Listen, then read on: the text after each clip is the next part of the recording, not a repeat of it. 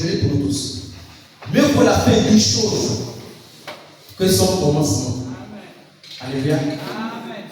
On parle ici de tout en général.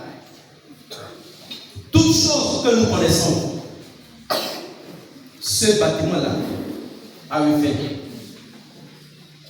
Les instruments-là ont eu fait. Alléluia. La voix marquant des buts. Maintenant, même jusqu'à 4-0, 5-0. Les gens étaient en jubile, les gens jubilaient, on était en joie. Mais à la fin, malheureusement, l'équipe perd. Elle perd et peut être disqualifiée. Donc le plus important, ce n'est pas la joie que tu as pendant que tu es en train de marquer des buts. Mais c'est ce qui va se passer au bout de cette discipline-là. Alléluia. Amen. Donc ce matin, le Saint-Esprit nous rappelle cette chose qui a été faite. Nous nous battons. Nous travaillons dur pour nos corps, pour notre vie. Nous mangeons pour vivre. On s'entretient. De la même manière, nous nous entretenons, bien aimés, nous entretenons notre corps. Notre âme a besoin de notre entretien. Notre âme a besoin de notre attention. Parce que quand nous allons mourir, l'âme ne va pas mourir, mais elle sera jugée. Elle sera jugée. Jésus dit, celui qui croit en moi va continuer de vivre, même quand son corps va mourir. Bien aimé, donc je nous apprends la bonne nouvelle ce matin que la seule condition de bien terminer, c'est de donner sa vie à Christ pour ceux qui ne l'ont pas encore fait. Mais pour ceux qui l'ont déjà fait, bien aimé, si tu crois en Jésus, c'est bien, mais ce n'est pas suffisant. Parce que même les démons croient en Jésus, alléluia. Les démons croient en Dieu, ils tremblent même. Je ne sais pas si vous allez vous rappeler d'un témoignage ici.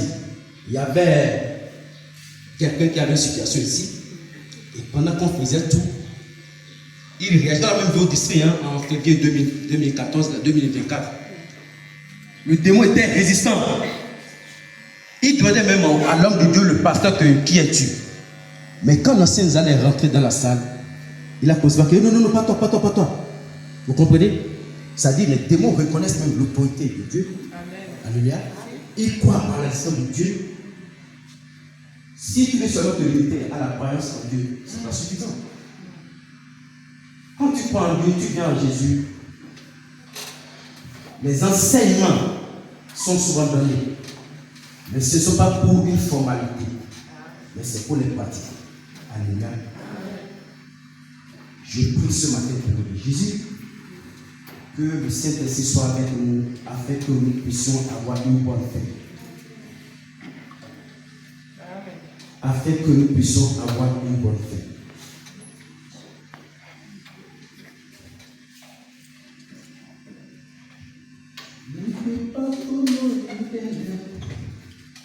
Je voudrais que ce soit bon. Non, c'est bon, je fais ma version. Je ne vais pas t'honorer des lèvres. Je voudrais que ce soit mon cœur qui te donne ce qu'il y a de plus beau et de plus belle en moi. Éternel Père de Tout-Puissant, Dieu créateur de la terre et des cieux. Ce matin, je te rends toutes les actions de grâce pour ta fidélité. Je te remercie pour ton peuple que tu t'es choisi ce matin, Père éternel, d'être en ta présence. Abba Père, je te les recommande, prends le contrôle, Seigneur. Oh notre Père, notre Dieu, tu reviens bientôt, Seigneur. Tu reviens bientôt, on nous le dit, on nous l'appelle tous les jours. Mais nous sommes distraits par le plaisir du monde. Nous sommes distraits, Père éternel, par la vie de nos enfants, par nos situations. Oublions l'essentiel qui est le royaume de Dieu. Et ce matin, Père éternel, tu viens encore nous parler. Tu veux que nous soyons, oh Père, de grâce à ceux-là qui ont des comportements qui te plaisent.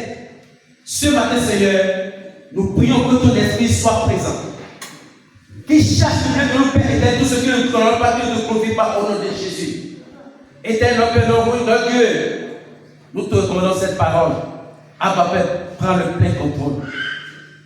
Que la sagesse qui vient de toi envahisse son peuple, Seigneur.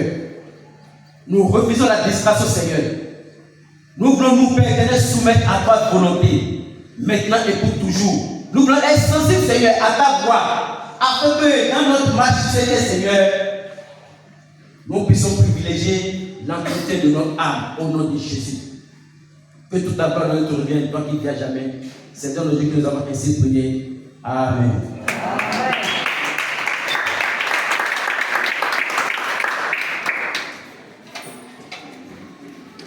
Ce matin, notre thème de base, c'est Romains chapitre 12, versets 1 à 2. Romains chapitre 12, versets 1 à 2. Ceux qui l'ont dit. La Bible dit ceci. Je vous exhorte donc, frères, par les compassions de Dieu, à offrir vos corps comme un sacrifice vivant, saint, agréable à Dieu, ce qui sera de votre part un culte raisonnable. Verset 2. Ne vous conformez pas au siècle présent, mais soyez transformés par le renouvellement de l'intelligence, afin que vous discerniez quelle est la volonté de Dieu, ce qui est bon, agréable et parfait. À ce moment donc, bien aimé, beaucoup de personnes veulent la bénédiction de Dieu. Même dans le corps de Christ. Mais très peu sont prêts à se donner entièrement à Dieu. Alors que nous proclamons que Dieu est notre, Jésus est notre Seigneur et Sauveur. Sauveur, ce n'est pas démontré, c'est clair. Mais Seigneur, c'est là que se pose le problème. Parce que ton Seigneur, c'est celui-là qui te donne la direction. Quand on a un Seigneur, on ne fait pas comme on veut. On fait selon que lui veut. Alléluia. Amen. Mais les chrétiens que nous sommes, bien aimés, nous chantons tout le temps mon Seigneur, mon Sauveur, mais malheureusement, quand il est question de choisir entre nos intérêts et ceux de Dieu, bien aimé, on s'approche au nôtre. Parfois, on ne cherche même pas à savoir connaître les intérêts de Dieu. Alors, où est la place de ton Seigneur? Donc, beaucoup veulent la bénédiction, mais très peu sont prêts à se donner entièrement à Dieu. Nous voulons que Dieu change nos situations. Mais Dieu, lui, qu'est-ce qu'il veut? Il veut toujours commencer par vouloir nous changer nous-mêmes d'abord. Alléluia. Je refuse par exemple de ressembler à Beyoncé. Parce que j'ai déjà vu les enfants de Dieu, quand elles mettent au monde, elles veulent donner le nom de star. C'est que tout cela, c'est qu'elle a envie que son enfant ressemble à ces stars. Qui n'est pas en Christ, qui est dans le monde.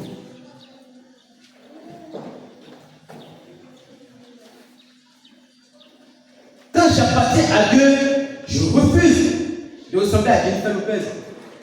Je refuse de ressembler à Fanny Poupa.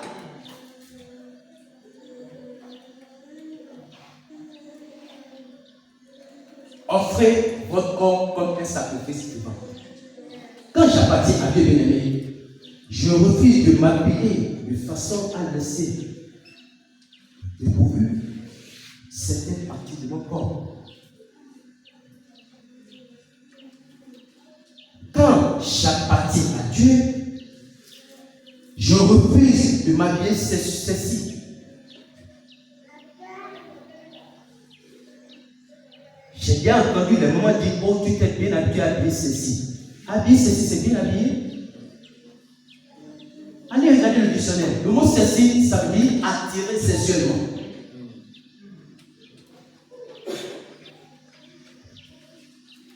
Vous pouvez bien parfois de connaissance de ce cas de ceci. Les chrétiens disent ça. L'homme du magasin, j'ai entendu, le maman était en train de parler. Pendant que moi j'ai aperçu la jeune fille, l'habillement, je dis, c'est pas bon, c'est tout. Et quand je m'approche, s'il y avait des gens là, oh, tu es bien habillé, tu as habillé ceci. Mon Dieu, je teste ma vie. Pourquoi? Parce que, apparemment, elle ne sent pas ce que ça me dit. Non, c'est pas ça. Elle ne veut pas savoir ce que ça me dit. Parce que quand on voit la personne qui a habillé ceci, on voit l'apparence. Vraiment que le Seigneur nous aide. Quand j'appartiens, bien aimé, à Dieu, je choisis de sortir de mon état de publicité.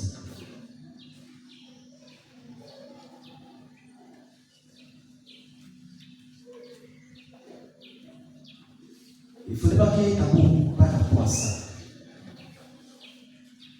L'impudicité, c'est un péché sexuel qui englobe beaucoup de choses. Toute pratique sexuelle en dehors du cadre divin, incluant l'adultère, la fornication. C'est-à-dire la fornication, c'est-à-dire les relations sexuelles hors mariage, la pornographie, les propos indécents sur la sexualité. Tout ça là fait partie, bien aimé, de l'impudicité. Et quand j'appartiens à Dieu, j'implore la grâce du Seigneur. Parfois, ce n'est pas facile. Vous voyez? Parce qu'il y a des esprits qui sont derrière tout ça. Quand on a fait l'enseignement sur la vie chrétienne, dans la partie introductive, nous avons rappelé ce qui se passe souvent quand nous donnons notre vie à Christ. Ceux qui sont les maîtres établis dans nos familles sont opposés à cela. Et là, le jour où tu donnes ta vie à Christ, c'est une déclaration de guerre. Parce qu'ils déploient leur armée spirituelle satanique pour faire tout pour te ramener avant que tu renonces. Donc il y a des démons derrière ça. Bien. Et quand je donne ma vie à Christ, parfois, je t'assure, soit la femme de l'homme le fait et puis après, elle regrette, il regrette. Il faut implorer la grâce du Seigneur. Amen. Et que par son esprit, il t'amène à vivre de la manière conforme à sa recommandation. Alléluia. Amen. 1 Corinthiens chapitre 6, verset 13 à 18. Verset 13. Les aliments sont pour le ventre et le ventre pour les aliments. Et Dieu détruira l'un comme les autres. Mais le corps n'est pas pour l'impudicité. Il est pour le Seigneur et le Seigneur pour le corps. Alléluia. Verset 14. Et Dieu, qui a ressuscité le Seigneur, nous ressuscitera aussi par sa puissance. Verset 15 dit, ne savez-vous pas que vos corps sont des membres de Christ? Prendrai-je donc les membres de Christ pour en faire des membres du constitué? Vous voyez la position de Dieu par rapport à ça? Loin de là, ne savez-vous pas que celui qui s'attache à la prostituée en est un corps, est un corps avec elle? Car est-il dit, les deux deviendront une seule chair.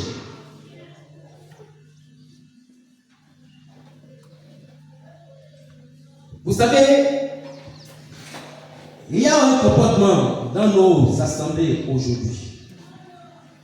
Nos enfants, quand elles arrivent à l'âge adolescent, surtout les filles, c'est ça qui fait casser la tête, elles commencent par avoir de ce comportement-là, parfois à se livrer à l'acte sexuel. Mais ce que nous avons vu, c'est qu'il y a des parents qui veulent occulter cela. Je ne sais pas pourquoi. Et ceci faisant, c'est qu'elle laisse champ libre aux démons d'agir, de posséder la vie de la fille.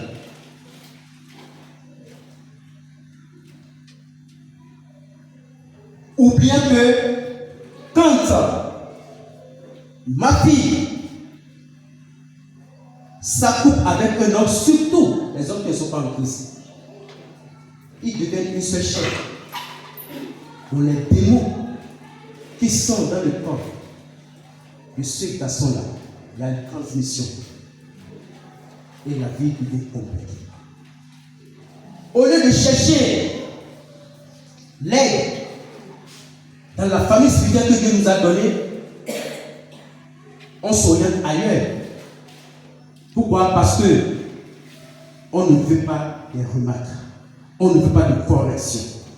Pour ceux qui étaient à la jeudi dernier, on a dit quels sont les avantages d'avoir une famille spirituelle, quels sont les avantages de ne pas abandonner l'église, notre assemblée, parce que là, on y reçoit les enseignements, la correction, on y reçoit la prière. La correction, pourquoi? On a dit que dans une famille, il y a le père, il y a la mère, il y a les aînés et consorts. Et les aînés sont plus clairvoyants, on voit plus clair par rapport aux plus petits. Les plus petits ont forcément besoin des aînés. Parfois, on corrige le petit quand il fait mal. Et c'est pareil dans la maison du Seigneur. Mais il y a de ces enfants de Dieu qui ne veulent pas ça. Ils préfèrent garder pour eux-mêmes et laisser le champ libre aux démons d'agir. Donc vous voyez ce passage qu'on vient de lire là. Ne savez pas que celui qui s'attache à la prostituée est un seul corps avec elle. Car il est dit, les deux deviendront une seule chair. Verset 17. Mais celui qui s'attache au Seigneur est avec lui un seul esprit. Alléluia. Mais vous s'attachez au Seigneur, non? Notre vie après la mort dépend. En dépend. Et tout à l'heure, je disais que parlant de l'impudicité, je disais que parfois c'est comme un sujet tabou, alors que c'est dans la parole de Dieu. Il y a beaucoup d'enfants de Dieu. Donc, moi, j'ai entendu plusieurs fois. J'ai entendu quand ils prêchent, quand ils abordent cette question, on commence par critiquer, on commence par dénoncer quoi. On s'oppose au fait que le prédicateur dénonce l'impudicité. Tenez-vous tranquille, ce n'est pas parce que ces personnes sont encore extra de ça, pas forcément. Simplement parce que l'argument qu'ils avancent souvent, c'est que est-ce que c'est le seul péché? Je suis d'accord, ce n'est pas le seul péché. Mais qu'est-ce que la Bible dit par rapport à ça? Verset 18 de toujours 1 Corinthiens 6 là. Fuyez l'impudicité. Quelque autre péché qu'un homme commette, ce péché est hors du corps. Mais celui qui se livre à l'impudicité pêche contre son propre corps. Vous voyez? Donc, c'est le Saint-Esprit même qui a mis ça de côté. Que en dehors du fait de pécher contre le Seigneur, mais l'impudicité, la personne ajoute encore une autre victime qui est son corps. Tout ça se comprend. Et voilà pourquoi la plupart soumise cette partie-là. Le film. Il ne faut pas se tromper. Il ne faut pas dire parfois que, bon non, moi, je le connais. Le diable ne peut pas m'avoir. La sœur, bon, c'est m'a proposé. On peut passer du temps ensemble. On peut dormir ensemble, même quand se passer. Tu te trompes, hein? Tu te trompes. L'ennemi, quand il va damner là, tu vas faire peur après, bon, ce serait déjà trop tard. Un Jean 5, 19 dit, nous sommes sous la puissance du mal dans ce monde. Tout le monde entier, sans exception. Alléluia.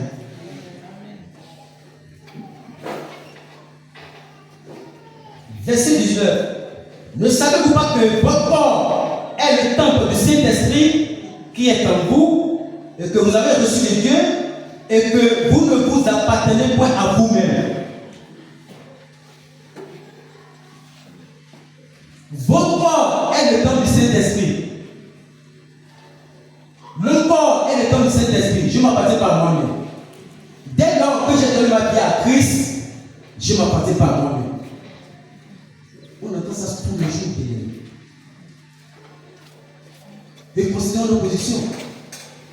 Imagine tu vas louer la chambre chez quelqu'un, chez Baël. C'est égal. Là même, encore là, tu as donné quelque chose. Hein? Et en dépit de ça, tu n'es pas autorisé à faire de la maison ce que tu veux. De la chambre ce que tu veux. Quand ça ne va pas, il te fait sortir. Mais dans le Seigneur, tu as payé quoi pour avoir le Saint-Esprit? Qu'est-ce que tu as payé? Alors, il faut considérer cette propriété qui n'est pas la tienne. Ne savez pas que votre corps est le temple du Saint-Esprit qui est en vous, que vous avez reçu de Dieu et que vous ne vous appartenez point à vous-même. Verset 20. Car vous avez été rachetés à un grand prix. Tout à l'heure, je posais la question. Quand ce qui concerne le bailleur, là, on t'a donné quelque chose. Malgré ça, tu n'es pas libre de faire de la chambre que tu as loué ce que tu veux. Mais si tu n'as rien payé, alors, ce n'est pas que c'était gratuit, c'est Jésus qui a payé à ta place. Un grand prix. Alors là, que personne ne peut payer. Glorifiez donc Dieu dans votre corps et dans votre esprit qui appartient à lui. Comment glorifier Dieu dans notre corps? C'est de l'utiliser d'une manière qui plaît à Dieu, d'une manière qui honore Dieu, d'une manière qui glorifie Dieu. C'est pourquoi Paul, dans ce passage, il enchaîne et nous avertit: ne vous conformez pas au siècle présent. Ne vous conformez pas au siècle présent, mais soyez transformés par le renouvellement de l'intelligence afin que vous discerniez quelle est la volonté de Dieu, ce qui est bon et agréable. Mais il faut refuser de se conformer au siècle présent. Quand on vient à Christ, c'est pas facile, je le sais. Mais quand on a la volonté, on a des rudiments, Dans les enseignements, on a des stratégies, des instruments qu'il faut, n'est-ce pas? On a dit, pour mener une vie que Dieu sur terre, Jésus ne nous a pas laissé seuls. Il nous a donné sa parole, l'Église et le Saint-Esprit. L'Église et le Saint-Esprit. Alléluia.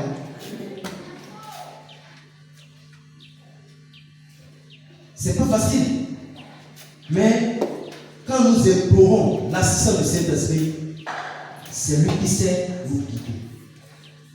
Il nous assiste. Et il faut aussi être sensible à la voix du Saint-Esprit. Il faut être sensible. Parce que parfois, l'Esprit parle, on a du silence. Parce que c'est tellement beau, le chemin qu'on a entrepris, c'est tellement beau, c'est tellement tout doux, on a du silence. Vraiment, que le Seigneur nous aide. Donc, refusez de se conformer au monde. Donc, le thème de ce matin qu'on a commencé, c'est une vie transformée pour plaire à Dieu. Une vie transformée pour plaire à Dieu. Voilà pourquoi vous êtes l'ancien de la prière a annoncé le thème. Une vie transformée pour plaire à Dieu.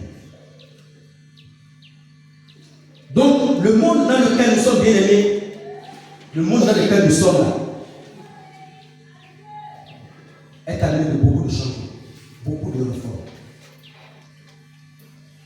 Il y a beaucoup de changements. Les choses qui ne se passaient pas, qui se passent aujourd'hui. Et tout, ça va dans tous les sens. Sauf dans le sens des valeurs du royaume.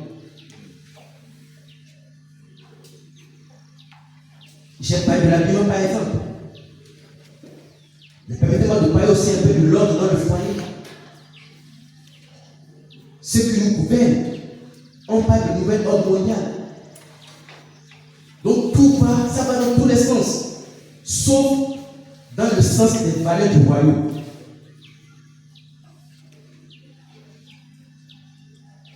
La parole de Dieu dans Ephésiens 5, verset 3. Femmes, soyez soumises à vos maris, comme au Seigneur. C'est ce que la parole nous dit. Vous voyez la comparaison qu'il a fait. Soyez soumises à vos maris, comme au Seigneur. Car le mari est le chef de la femme.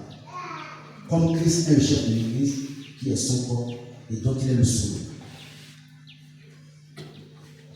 Je vais d'abord dire que le mot chef là, chef, ça vient du mot grec képhale. C'est K-E-F-A-L-H, qui veut dire tête. Le mari est la tête de la femme, comme Jésus est la tête de l'Église. Alléluia. Mais on a bien cité ici souvent quand on nous enseigne, même dans la réunion des couples, quand on aborde cette question, je vois les enfants de Dieu, pas tous, qui veulent tout de suite que, à l'opposé, qu'il y a un équilibre.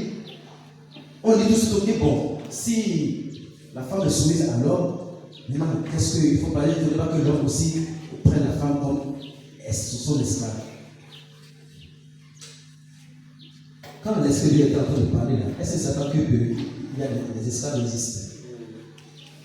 Mais quand l'esprit de Dieu est en train de parler, il s'adresse à quelqu'un qui possède cette faculté spirituelle.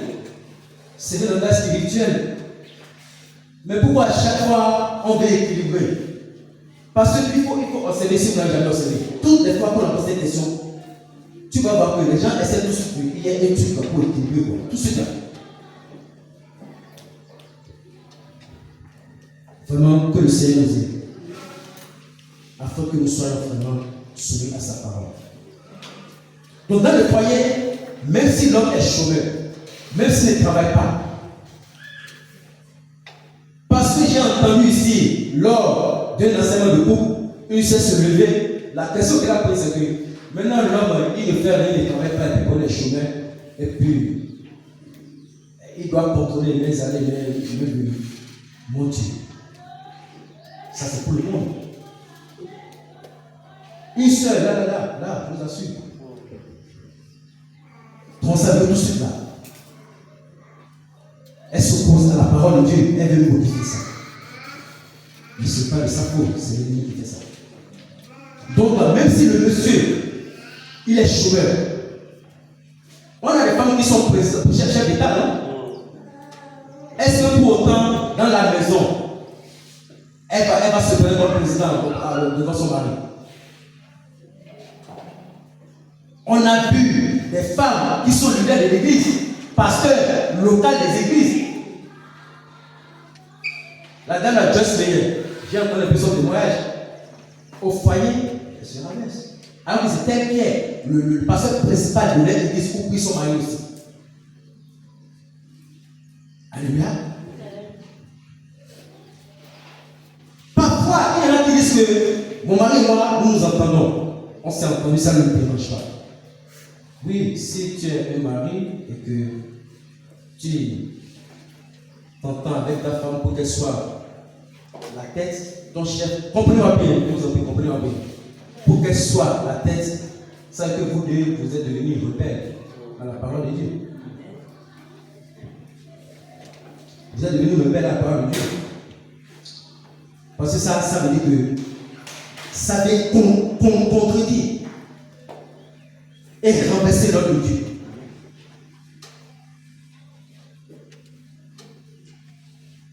Et qui a été le premier à chercher à renverser l'ordre de Dieu, à contredire la parole de Dieu? C'est le malin. C'est le diable. C'est le diable.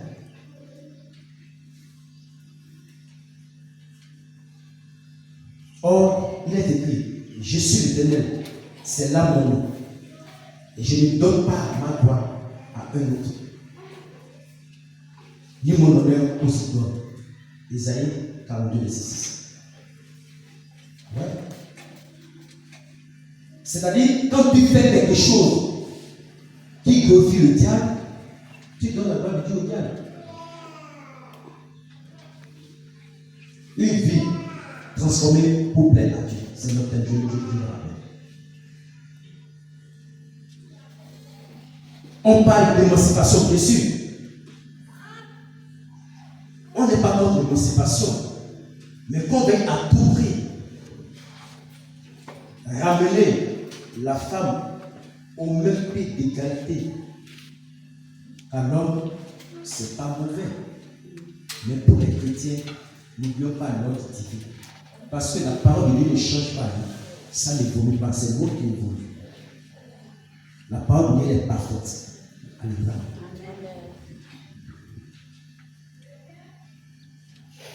Quand on va même en Genèse, ce n'est pas pour rien.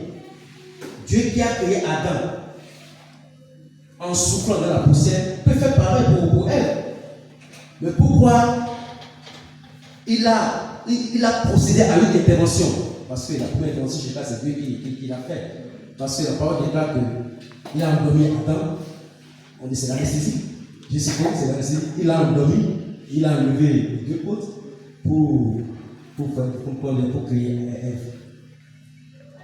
Et après, il a refermé. Ça veut dire que j'ai vu ça parler, on dirait la chirurgie, quoi. La parole dit après qu'il a refermé la peau. Hein? Pourquoi Dieu a fait ça? Il pouvait aussi faire tel qu'il a créé Adam. Donc la femme a une protection qui vient de l'homme. Et quand on parle du foyer, on parle de la thèse, on parle du chef. C'est une grande responsabilité. Je ne veux pas dire aussi que non, c'est-à-dire qu'il faut s'en orgueillir et que je suis chef. Non. C'est une grande responsabilité. Parce que, attendez, c'est-à-dire, si ça marche, gloire à Dieu. Mais si ça ne marche pas, Dieu est responsable. Tout problème du foyer, on voit la tête. Alléluia. Que vraiment Dieu nous aide. Que Dieu nous aide vraiment. Le monde évolue comme je l'ai dit. Pourquoi? Parce que le monde est imparfait. On peut avoir une position aujourd'hui et après quelqu'un vient prendre les règles, il change, on voit que non, il faut améliorer, on fait, et puis qu'après on va encore pas parce qu'il y a une perfection. Alors que la parole de Dieu, elle est parfaite. Elle ne évolue pas. Mais que les enfants de Dieu arrêtent de vouloir adapter la parole à l'évolution du monde. Sinon, aujourd'hui, on nous dit que c'est tout à fait normal que l'homme, deux hommes ne cessent, c'est le mariage contre eux. Ce n'est pas Dieu qui a voulu ça. Dieu n'a jamais voulu ça. Je suis d'accord pour l'opinion individuelle, mais quand on est enfant de Dieu, on laisse de côté son ego. On s'attache, on se rime sur la position de Dieu. Alléluia. Encore un terrain sur lequel les enfants de Dieu se laissent encore embarquer, compromettant leur identité, ce sont les réseaux sociaux. Alors, on utilise les réseaux sociaux, surtout l'ennemi utilise ça pour dénigrer les saintetés de Dieu, par exemple. Et on voit les frères et sœurs récupérer l'information et relayer. C'est-à-dire, je l'explique, par exemple, Oliver est un secteur de Dieu qui est connu. Maintenant, alors qu'il y a tout le montage qu'on fait. Donc, on monte une vidéo qui l'accuse, qui la condamne, qui le condamne moins. C'est-à-dire qui montre qu'il a été pris en flagrant délit dans le péché, en quelque sorte. Et les enfants, quand ils voient la vidéo là, ils prennent, ils remettent. On n'a pas compris la famille qu'elle église. Parce que je suis sûr que si par exemple, c'est pas ce que tu vois dans une image vraiment bizarre qui n'en a pas, quand tu vas voir ça, tu vas souffrir. Mais pourquoi ne pas faire pareil pour une certaine vie qui est un frère en Christ? C'est-à-dire, le démon est là, quoi. Il te suscite à dire, oh, voilà, oh, donc lui aussi, il est tombé depuis bon, on venait. C'est dangereux, non? C'est pas ce que Dieu attend de nous. On doit se soutenir mutuellement avec la prière. Quand on voit ça, il faut qu'on prie pour la personne. Si c'est vrai aussi, il faut aller se vérifier si c'est vrai. Parce que parfois c'est faux. Il y a beaucoup de choses, par exemple, qu'on dit sur pasteur Marcelo aujourd'hui, alors que c'est faux. Alléluia. Ou parfois, on voit les enfants de Dieu qui prennent dans leur téléphone aussi. On fait les selfies. Et parfois, j'ai vu quelqu'un la dernière fois, je lui ai dit non. Elle était ici, mais elle n'est plus ici. Et à ce que je sache, elle n'a pas quitté l'église. Mais j'ai vu son statut, elle s'est filmée. Je vous assure qu'elle montait direct ça avec le délire. Mon Dieu. Un instant, j'ai vu l'appeler pour dire que s'est-il passé? Et après, j'ai dit au Seigneur, vraiment, il faut le faire. Au lieu que tu prennes le réseau social pour prêcher la parole, au lieu que tu prennes ton statut pour conseiller un verset biblique, tu fais exactement ce que les autres sont en train de faire. Il faut que notre vie soit transformée au Père à Dieu. Alléluia. Aussi, dans les débats, que ce soit politique ou social, vous savez, pour la politique, le plus souvent, les politiciens, quand ils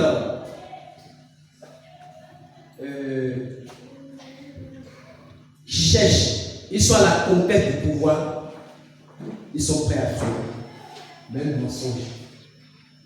Donc, ils cherchent la mentalité du peuple.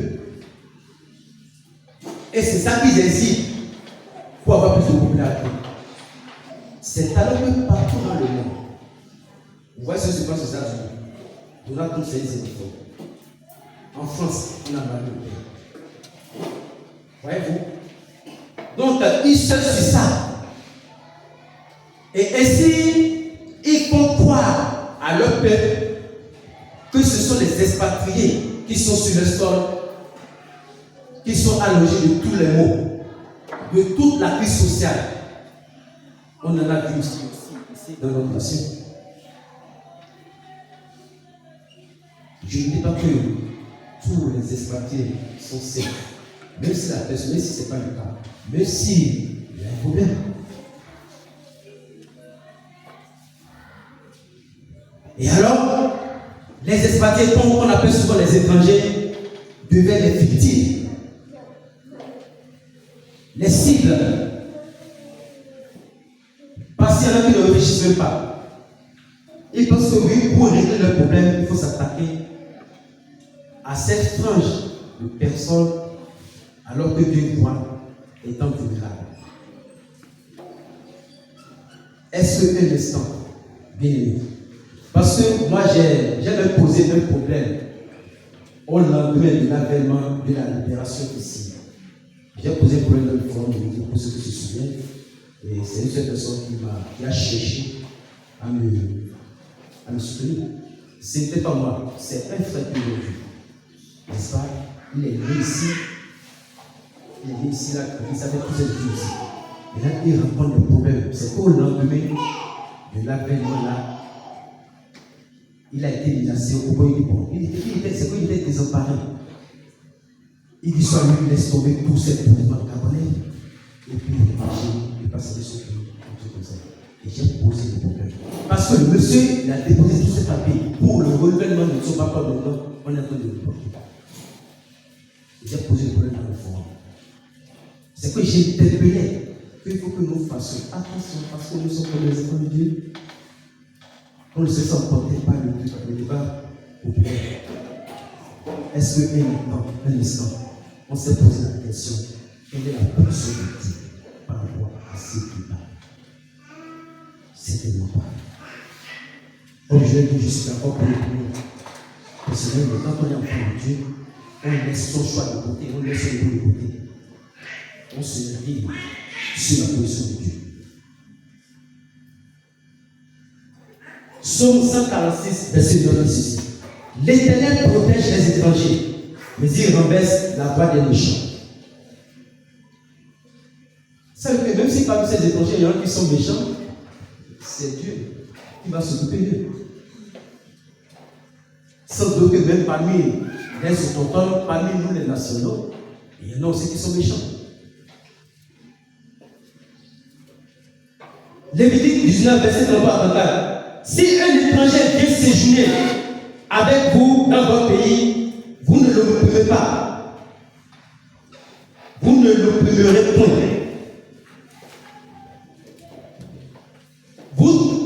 Vous traiterez l'étranger en séjour parmi vous, ça c'est verset 34, comme un indigène au milieu de vous. Vous l'aimerez comme vous-même, car vous avez été étranger dans le pays d'Égypte. Je suis l'Éternel votre Dieu. Vous voyez? Il insiste que c'est lui qui est en train de parler. C'est Dieu qui est en train de monter sa position.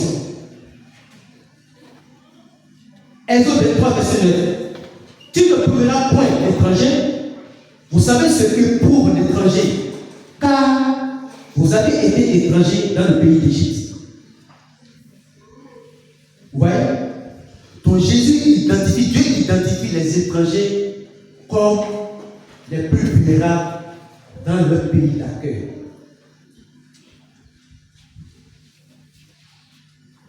Comme les plus bénis. Alléluia. Matthieu 25, verset 34.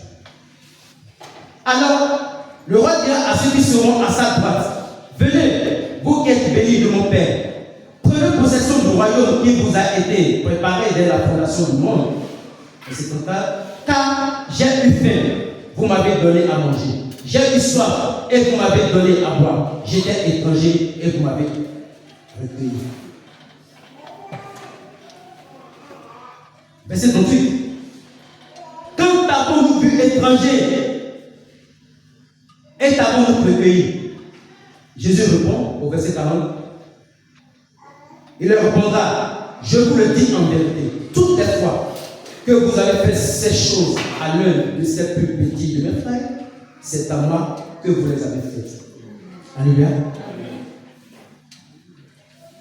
Au verset 43, il dit, j'étais étranger et vous ne m'avez pas recueilli. Au verset 44, ceux à qui s'adressa répondent, aussi Seigneur, quand avons-nous vu étranger et ne t'avons pas assisté? Verset 45.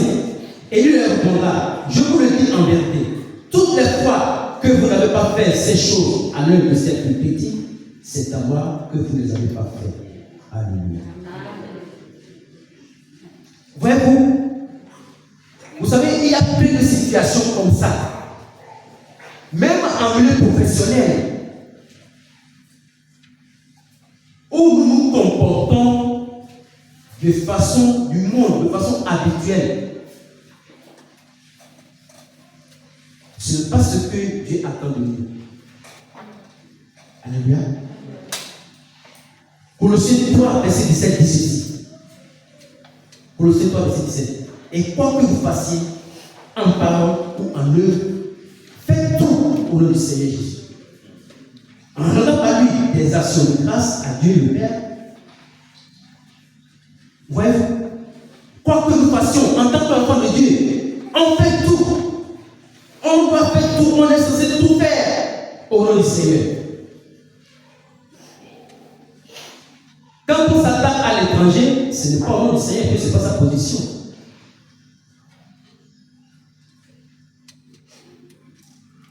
Quand on s'habille de façon sexy, comme le monde s'habille, ce n'est pas pour le Seigneur, parce que ce n'est pas ce qu'il nous demande.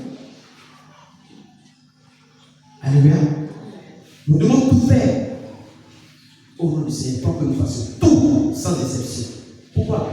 Parce que les choses se sont passées, les choses sont devenues nouvelles.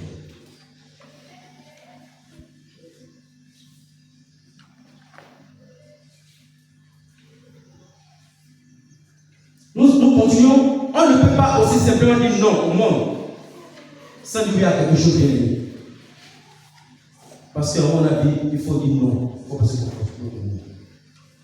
Si nous changeons notre comportement, seulement notre comportement, nous continuons aussi à retourner dans le même chemin.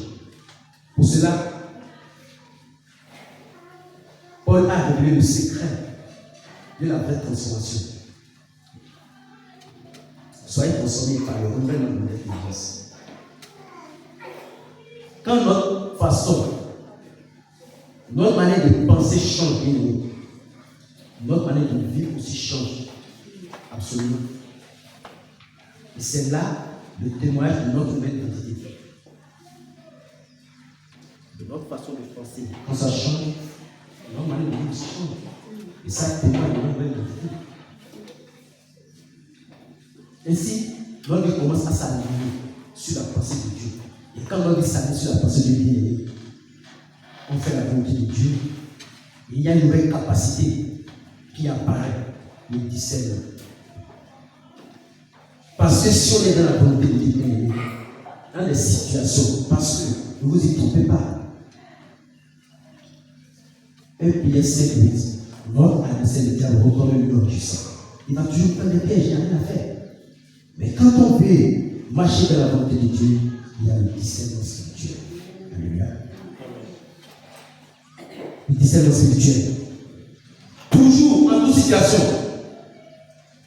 On te dit par exemple qu'il y a un événement, il y a un grand événement qui va se produire dans la famille. Ta famille n'est pas chrétienne. Toi, Dieu a fait qu'il va sortir de là. Et pour ce, tout le monde, il sera, donc moi aussi. Fais attention. Je n'ai pas parlé à la famille. Mais est-ce que c'est la volonté de Dieu que tu ailles à cet événement? On a déjà compris. On ne peut pas. Le jour où on doit s'allier à Christ, c'est une déclaration de guerre. Et dans toutes les familles du monde, il y a des maîtres établis. On les appelle les esprits familiers. Ils ne les lâchent pas. Et toute occasion est bonne pour rebondir. Donc, tu es sorti du milieu, tu es en Christ, tu es comme un fugitif qui s'est évadé de la prison, qu'il faut rattraper. Quelle que soit la qualité de l'événement, il ne faut pas te jeter comme ça. Il faut demander la position de Dieu, au discernement. L'Esprit de va parler au discernement si vous n'avez pas.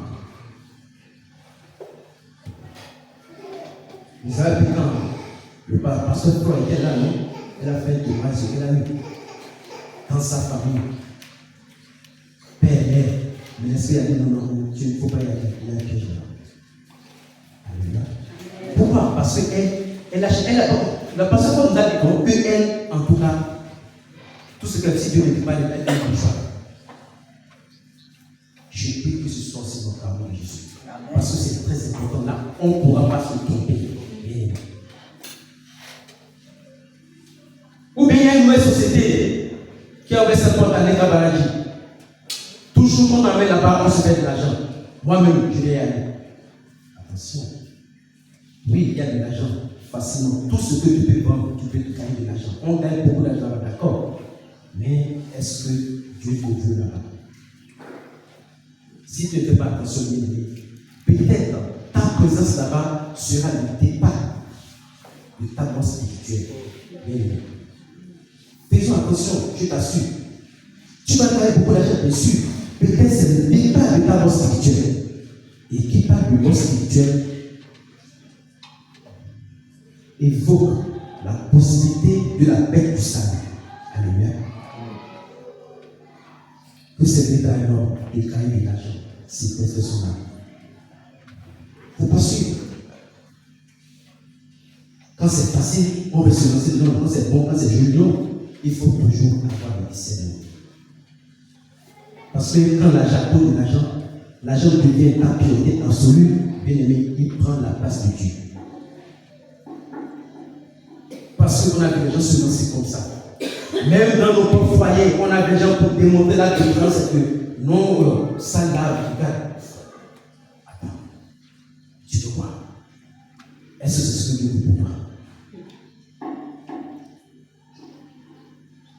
Parce que quand on reçoit les enseignements, c'est pour les mettre en pratique. Alléluia. Quand l'argent devient une priorité absolue, il prend la place de Dieu. Matthieu 7,4 dit, nul ne peut servir Dieu de deux maîtres, car ou il aimera l'un et aimera l'autre, ou il s'attachera à l'un et méprisera l'autre. Vous ne pouvez servir Dieu et maman. Maman, c'est le démon qui encadre l'amour de l'argent. Je ne dis pas que chercher l'argent c'est mauvais. Mais quand il y a déjà maman, c'est que ce démon-là, il y a la personne a de l'amour pour lui. Alléluia. Que le Saint-Esprit nous assiste. Que le Saint-Esprit nous assiste vraiment. Oh, comme c'est bien, la tête personne est partie. Regarde, on a telle situation, on a besoin d'argent, on n'a pas à vicier ça. Mais telle personne là-bas, elle s'en sort bien. Alors que moi, je suis plus pourri dans la situation, dans la matière, je m'en vais aussi. Non. Vous voyez, non, c'est pas si non. C'est-à-dire que quelqu'un qui ne se connaît pas est arrivé là-bas, et puis elle se fait des fortunes. Mais toi qui te connais, ce n'est pas une raison pour dire que non, toi tu seras meilleur là-bas. Peut-être que tu vas donner plus d'argent, mais est-ce que c'est la volonté de Dieu? Non. Il y en a, les enfants de Dieu bien-aimés, je vous assure, quand il s'agit de l'argent là, je t'assure, tu peux parler de la parole de Dieu n'importe comment. Au risque de dire que ce n'est pas toi qui m'as prêché l'évangile. Je t'assure. Ce n'est pas toi qui m'as prêché, je suis venu en Christ, ce n'est pas par toi. Écoutez ce que l'Esprit de Dieu dit dans Timothée. 1 Timothée, verset 6, 9 à 10. Verset 9. Mais ceux qui veulent s'enrichir tombent dans la tentation, dans le piège et dans beaucoup de désirs insensés et pernicieux, qui plongent les hommes dans la ruine et la perdition. Vous voyez? Ici, il ne s'agit pas seulement de celui qui est bien riche, mais aussi de celui qui veut s'enrichir.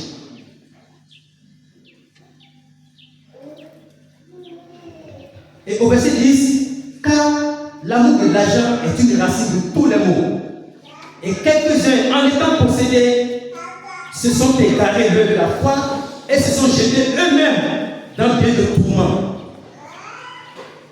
Alors, je voulais éclairer quelque chose à ce niveau-là. J'entends les gens dire que l'argent est la racine de tous les maux. Non. Quand j'ai vu le verset, j'ai vu que ce n'est pas ce que le verset dit. Et ça m'a fait réfléchir. Je ne sais pas si vous avez entendu ça.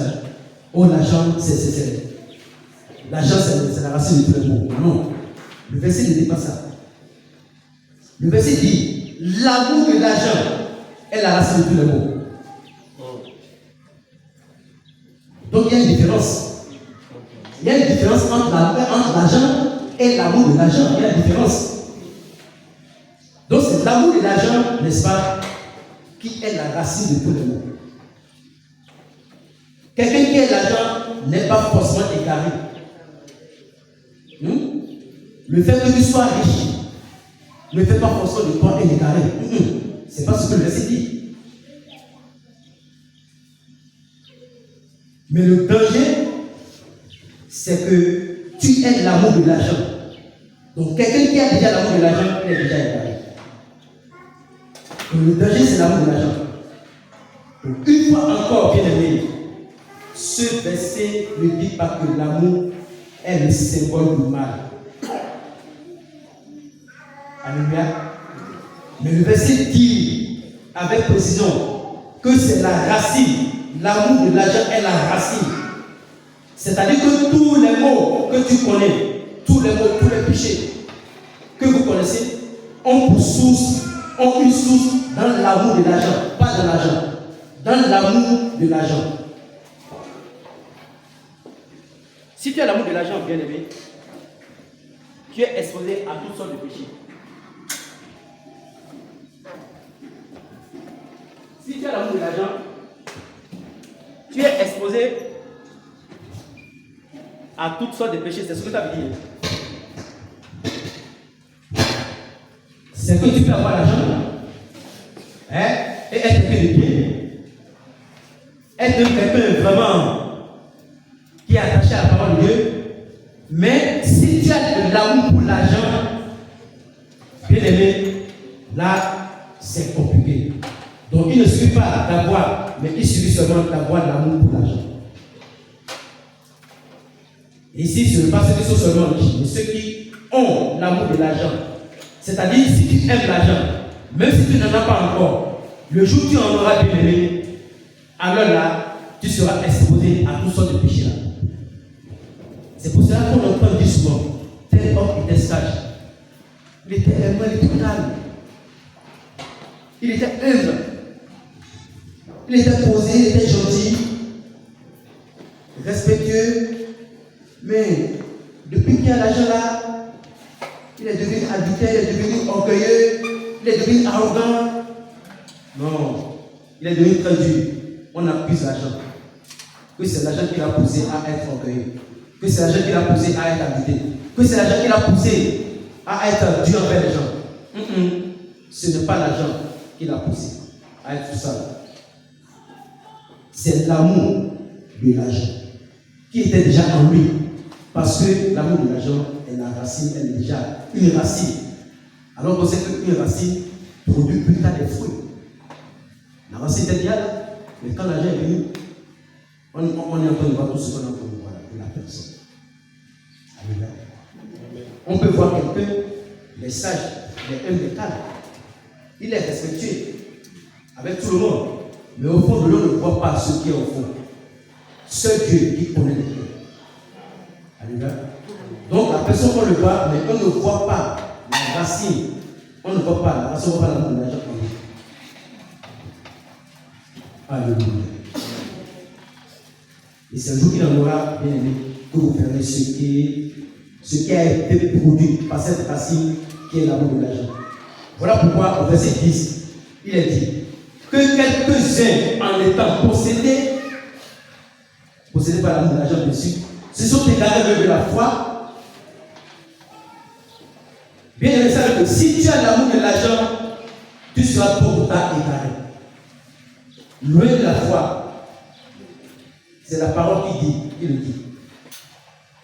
La parole de Dieu qui est une lampe à nos pieds. C'est elle qui est en train de parler. Donc il ne faut pas négliger ces choses. La suite dit, ils se sont jetés eux-mêmes dans bien de tourments. C'est-à-dire, ce n'est pas l'argent qui les a jetés dans beaucoup de tourments, mais c'est l'amour de l'argent qui les a poussés dans beaucoup de tourments. C'est l'amour qu'ils ont pour l'argent qui les a amenés à ça. Alléluia. Donc il faut faire attention. Il faut faire attention et prier. Si tu as l'amour de l'argent, il faut prier que le Seigneur te délivre de cet amour. Sinon, quand tu auras l'argent bien aimé, tu vas faire des dégâts. Alléluia. Même si tu n'es pas riche et que tu as cet amour, tu es bien exposé à beaucoup de péchés. Jésus veut nous avertir dans Matthieu 6, comme on l'a vu tout à l'heure, si tu as l'amour de l'argent, tu ne peux pas servir Dieu. Il y a beaucoup de serviteurs de Dieu aujourd'hui, bien aimés, beaucoup de pasteurs, qui ont de l'amour pour l'argent. Beaucoup de pasteurs de Dieu qui ont vraiment de l'amour pour l'argent. Il peut prêcher, bien prêcher, il peut délivrer, il peut prier et puis prêcher, les âmes seront sauvées. Mais devant Dieu, ils sont disqualifiés. C'est la parole de Dieu qui le dit. Le l'amour de l'argent, c'est dangereux. Voilà pourquoi souvent prie que Dieu venu loin de toi, il vaut mieux qu'il ne parle. Ou que tu le dises. Alléluia.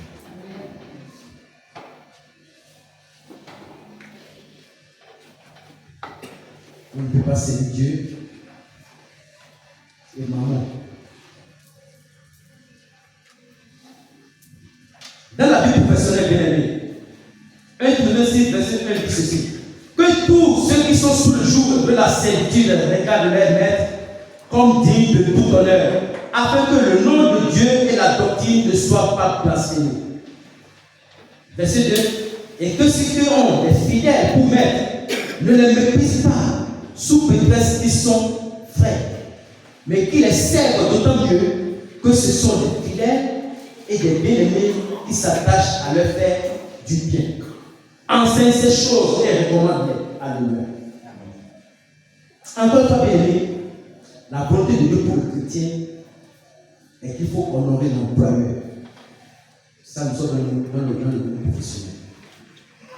Le chef, il faut l'honorer afin que le nom de Dieu et la doctrine ne soient pas placés. La Bible insiste là-dessus. Il insiste sur honorer le chef. Honore ton patron. Pour ceux qui sont des travailleurs. Vos chefs, on a vu des gens ici qui se sont rebellés alors qu'ils sont chrétiens. Ce n'est pas bon. Ce n'est pas la volonté. Pas ce que Dieu attend de nous. Le chef, il est dur. Comment, n'importe comment. Ce n'est pas toi qui vas le changer.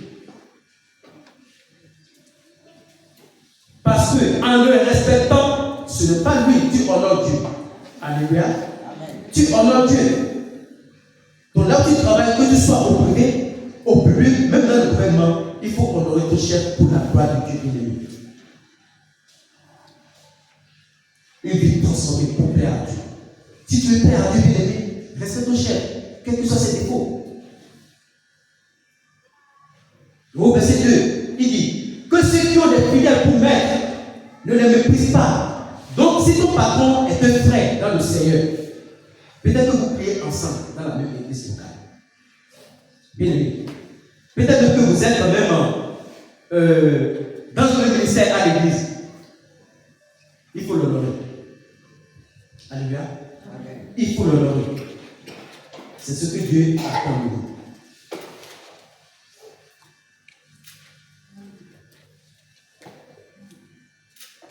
Donc, bien aimé,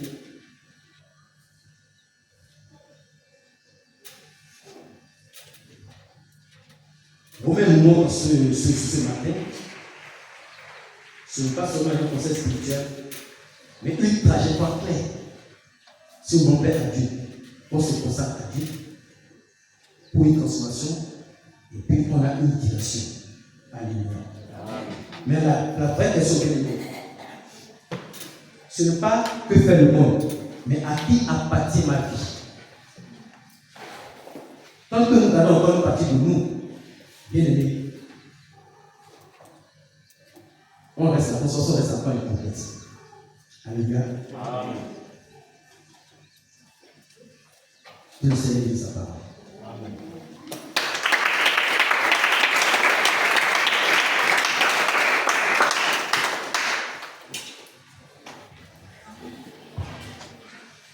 Donc,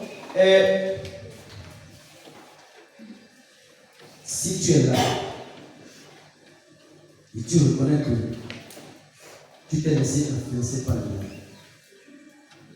tu reconnais que ta foi est plus superficielle et que tu dois offrir ta vie à Christ comme un sacrifice, mais ne laissez pas encore pour Dieu. C'est le moment. Tu peux venir devant ici comme une consécration, comme un acte de consécration après cet enseignement. Et nous allons prier ensemble. Le Seigneur ne te juge pas. Le Seigneur ne te donne pas d'expliquer ta vie. Mais il veut que tu te donnes à lui. Ce matin. Si tu es là, tu peux te lever. Tu viens devant ici.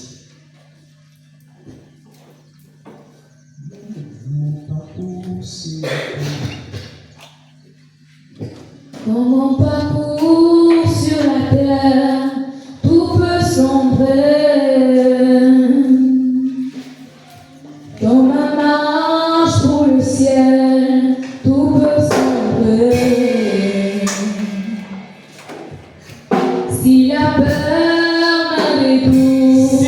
que oui, tu t'es un peu éloigné de Dieu. Tu t'es Je chanterai, tu es fidèle, Emmanuel,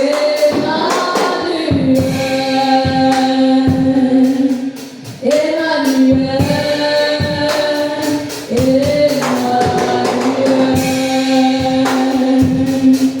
Emmanuel.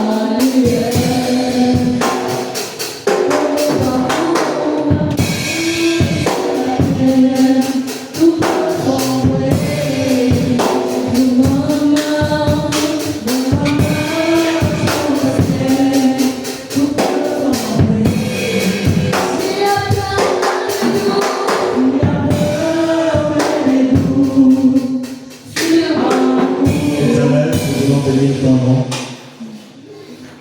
parce que c'est toi qui ce matin nous as encore rappelé comment nous devons vivre en suivant tes préceptes. Moïse, en ayant récupéré les tablettes de ta parole, lorsqu'il est revenu, il a retrouvé que le peuple s'était égaré.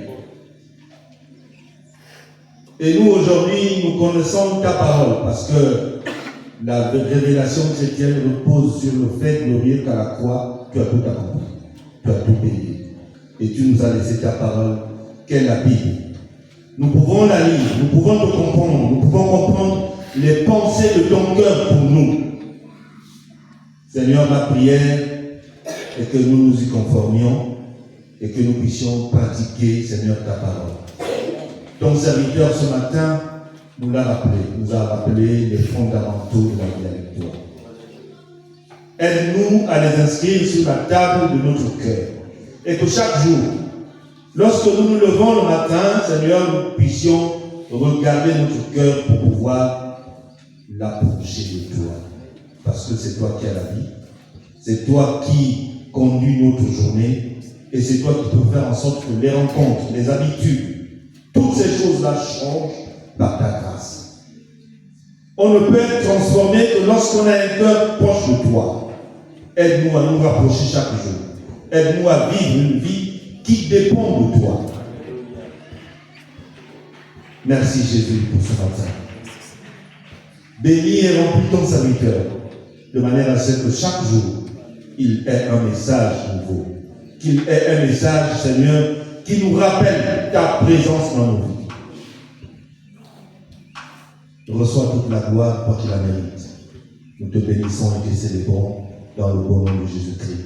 Amen.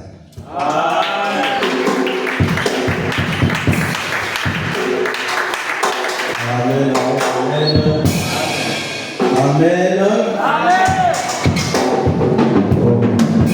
Dieu est bon. Nous avons parlé d'une vie transformée pour plaire à Dieu.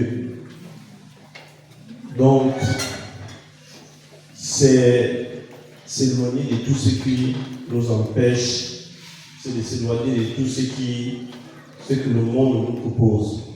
C'est de changer de vie. Si nos vies n'étaient pas en conformité avec la volonté de Dieu, donc ce matin, on nous demande de changer de vie.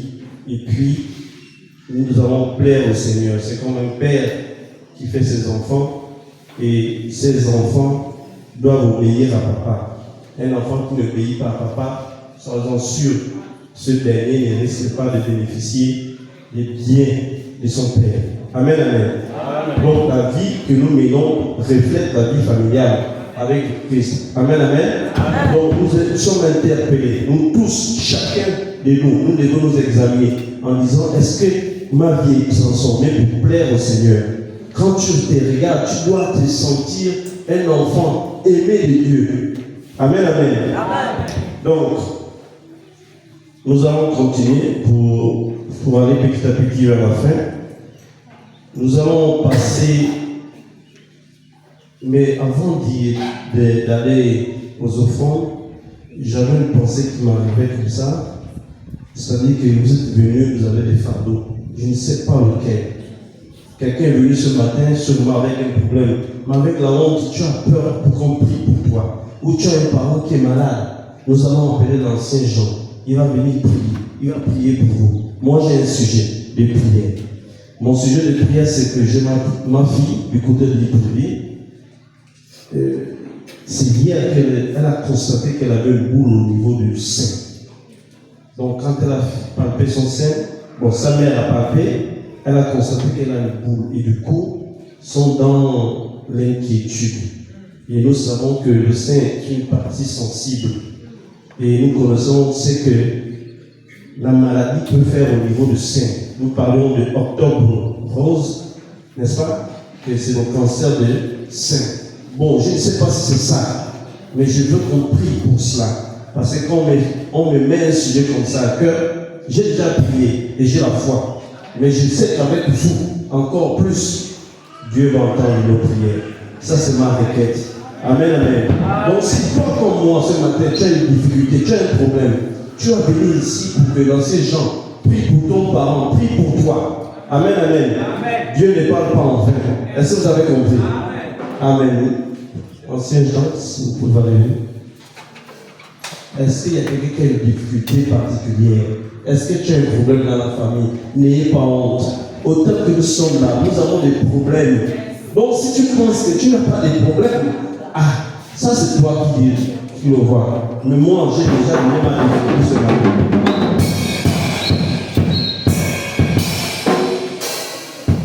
Sa parole déclare que si quelqu'un parmi vous est malade, il appelle les anciens d'église, ils prieront pour vous et vous recevrez la guérison. Je suis convaincu que le Dieu qui guérit, le Dieu qui bénit, le Dieu qui délivre est ici présent en ces lieux. Alléluia. Alléluia. Alléluia.